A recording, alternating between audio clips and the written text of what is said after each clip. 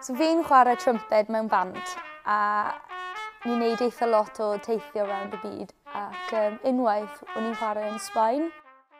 Ar ôl chwarae, eithon ni lawr i'r crowd ac oedd e'n absolutely mental achos oedd pawb yn prynu diodydd i ni, pawb yn mwyn selfies, tynnu lluniau. Penderfynodd fi a'r drummer fynd lawr i'r traeth, jyst i cael bach o, jyst i mynd i ffwrdd o'r holl bobl yma.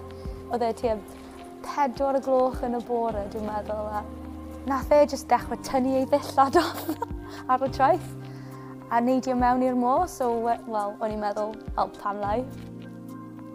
Oedd e'n sefyllfaeth fel, eitha neis gyda'r holl, gyda dŵr yn gynnes iawn, a'r awyr i gyd yn oren, a'r haul jyst yn dechrau dod lan.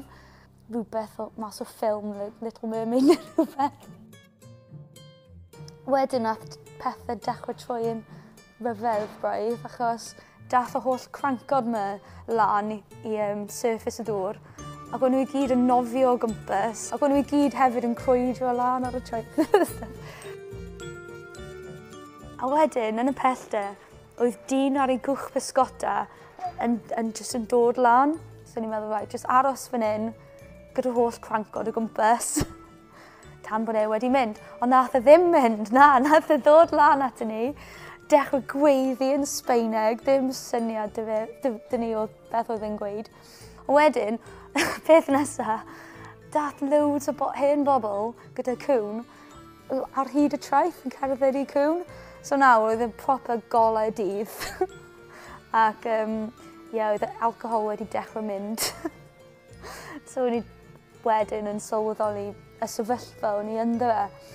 Wedodd e, "Red nawr, quick!" So wnaethon ni jyst neidio mas o'r dŵr gyda'n penol ni yn sparclor yn y haul. Oedd e rhy gynnar i fynd yn ôl i'r gwesty, ni ddim mwyn deffro'n ffrindiau ni.